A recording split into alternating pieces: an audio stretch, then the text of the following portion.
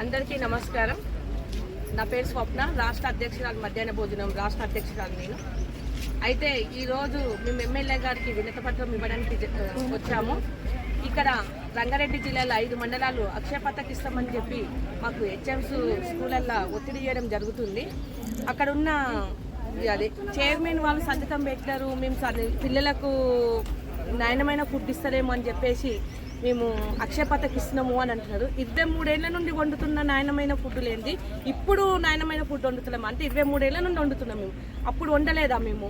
ఈరోజు అన్నం బాగా ఉండలేదు అని చెప్తున్నారు. సంవత్సరాల నుండి మాకు బిల్లు రాకుండా మేము మెడలున్న పుస్తలతో సహా మేము కుదబెట్టి అప్పులు చేసి మా ఇంట్లో మా పిల్లలకు కారం పోసి అన్నం పెట్టినా కానీ స్కూళ్ళల్లో మధ్యాహ్న భోజనం పిల్లలకు ఖచ్చితంగా పేదింటి తల్లులు మమ్మల్ని నమ్ముకొని వాళ్ళ పల్లెలకు పోయిన మధ్యాహ్న భోజనం తల్లులు వండి పెడతారని చెప్తే మేము వాళ్ళకు డే బై డే గుడ్డు ఇస్తాము, మంచి పప్పుతోటి వేడివేడి అన్నం పెడితే ఈరోజు మా అన్నం బాగాలేదని చెప్పి ఏ నైటో వండి పెట్టి అక్షయ పథకం ఇస్తామని చెప్పి అంటున్నారు.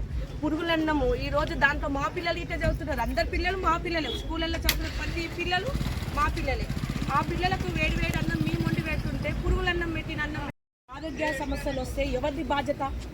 మాకు బిల్లులు రాకుండా మేము వండుతుంటే ఇట్లా గవర్నమెంట్ అక్షయ పథకం ఇస్తానంటుంది.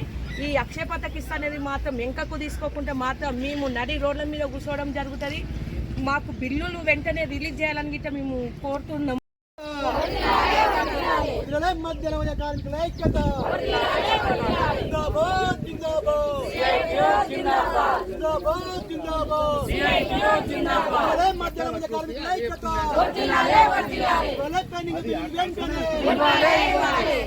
పెండింగ్ బిల్లులు వెంటనే